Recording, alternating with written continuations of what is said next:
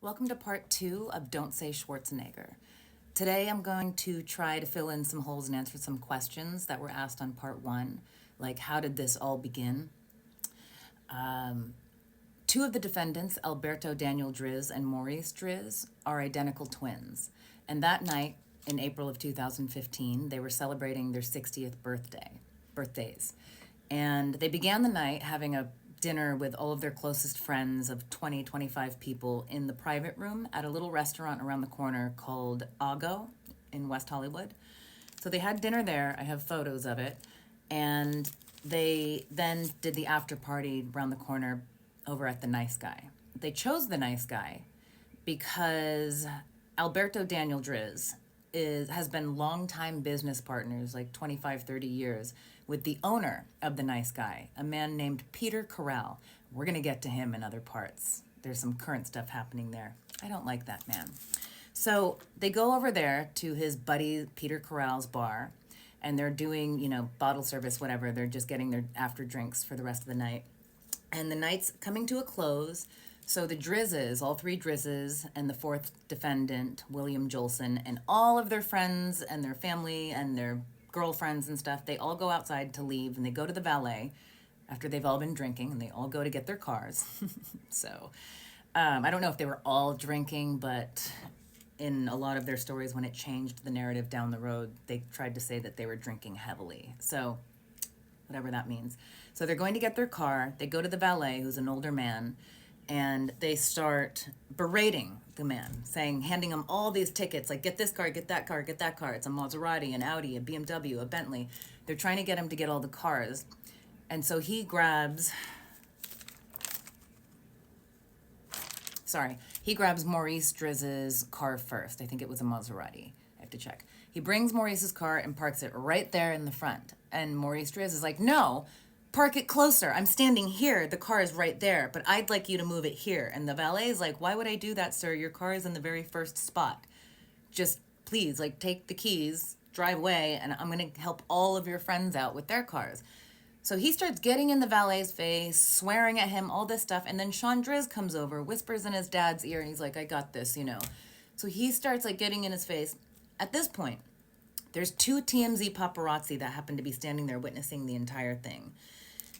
Their names are Jacob Castillon and Robert Suraci. And by the way, their stories dramatically changed over time. Wonder why. But they're standing there, and they don't know who the Drizzes and any of them are because they're not celebrities. They're just celebrity adjacent. So they're looking at these guys like, hey, get off the valet's back. Your car's right here. Stop giving him a hard time. Shawn Driz comes over, and he's like, I got this. He shoves Jacob Castillon, the TMZ pap, shoves him 3 times. Finally, he hits the ground. When Castillon hits the ground, at this point, this group of men decides, oh, let's jump him. So according to Castillon's testimony, they start punching, kicking, all that stuff, all at the same time going after him. Cameras breaking, all that stuff. So then the other paparazzi who was present, who, by the way, the narrative changed later, and they said that he was called to the scene, Suraci was called to the scene after and showed up. So then suddenly he's not a witness or a victim anymore. Very interesting, huh? We'll get to that. So Robert Suraci, in the first report, he says that he tried to help his friend because he was getting hit so hard. He's on the ground. It's like 4, 5, 6 guys on one.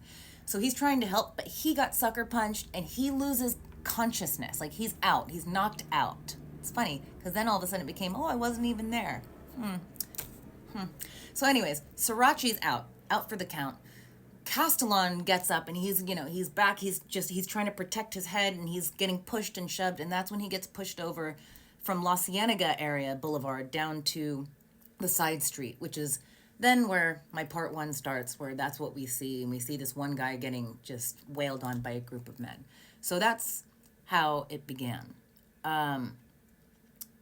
After this happened, I went to the hospital the next day. I was in and out of the hospital the next couple days. And, Los Angeles, especially that kind of scene, it's a very small world. Everybody knows everybody. So word got out within hours after we were attacked, what had happened. And a lot of people reached out trying to help. A lot of people were like, wait a second, okay, hold on. Even somebody that worked at the Nice Guy. We knew their names like within the next week or so. Again, I had a traumatic brain injury, so I don't know the exact timing. I could just look in my notes and find out. But we knew the names pretty quick. And immediately after we knew who they were, we recognized their faces, everything. We found out from multiple people, like, oh, by the way, Shawn Driz has been he's the longtime boyfriend, serious boyfriend of Christina Schwarzenegger. Christina is the youngest sibling of the Schwarzenegger kids. So when I heard that, I remember being relieved because at that point, my naive little self was like, well, her mom is Maria Shriver. Maria Shriver is a feminist. She's an ally. She's a journalist. So she's smart. She's got a heart. She's smart. She is not going to help these guys. And she's going to be a good mom. And she's going to sit her daughter down if she hasn't left Shawn already. She's going to sit her daughter down. And she's going to say, honey, Christina, you're better than this. You're better than him. You do not need to be connected to any of these men in any way whatsoever. Like, let's all just cut ties. This is horrific. I hope Anne Green is okay. That didn't happen. Instead, I found out that not only Christina was the serious partner of Shawn Driz at the time of the assaults, but I found out also that the three Drizzes and Maria Shriver and Patrick Schwarzenegger, her son, that all of them were business partners. They were all the original investors and owners of Blaze Pizza franchise. Blaze Pizza is worth, it must be $1 billion corporation at this point. I know it's the fastest growing franchise of all time, surpassing McDonald's. Like LeBron James is an investor. I think the owner of Panda Express is an investor, an owner of a baseball team and is an investor. It goes on and on. You were pretty lucky and wealthy to get in when you got in for Blaze Pizza. So I find out all of this and I'm like, okay, well, at least Blaze Pizza, at least we know like they have money, they can pay for our injuries because we had medical bills into the hundreds and hundreds of thousands. But I was like, okay, well, at least Blaze Pizza, they'll be good people, and they'll fire them after they hear about the arrests and the injuries because everybody in town, in these small circles, like everybody knows. That didn't happen. It's weird. We'll get to that. Then, during these couple of weeks after the assaults, while I'm at home, I've got black eyes, I have a hematoma, my traumatic brain injury, I have 5 inches out, my jaw, everything, and I was prescribed painkillers for about 2-3 weeks. So it's a little hazy during that time, but I did write everything down just in case, which came in handy. But, we found out that the guy I tried to help was a TMZ paparazzi afterwards too. And I was like, oh, well, good. Maybe this story, like TMZ is going to take this story and they're going to post it.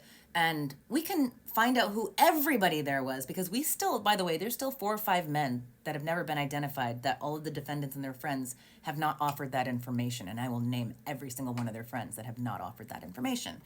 But TMZ, the executive producer of TMZ named Charles Latibideau, he co-hosts the TMZ show with Harvey Levin. Charles got my phone number and texted me, hey, we're so sorry about what happened. It was so nice of you to do what you did. And Harvey and I would love to take you out to lunch and thank you once you're feeling up to it and feeling healthy again. And I was like really moved by that. Like, that's really nice. I don't need anything. That's so nice. I would totally be okay with that. That never happened. I actually had to force Charles to meet me for like a slice of pizza several years down the line because once the corruption and the intimidation began, I was like, no, I actually do need you guys to do a story. Even though you haven't done a story these last few years, like if there's one thing TMZ loves, it's scandal. And this story, scandal and celebs and all this stuff. And this story involves a lot of A-list celebs, an adult film star, there's DV, there's SA, there's CSA, there's fraudulent transfers, racketeering, witness tampering, obstruction of justice, intimidation, stalking, hacking. It goes on and on and on. This is like their bread and butter. Why hasn't TMZ posted it? Isn't that interesting? Well, I know why.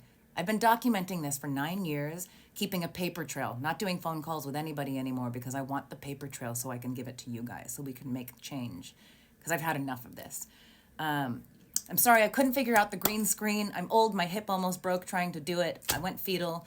So I'm just going to post other posts after this with the screenshots and the evidence and stuff, and I'll have a friend help me do it right the next time. But thank you so much for coming, and I've got about 100 more posts in me. Thanks, guys.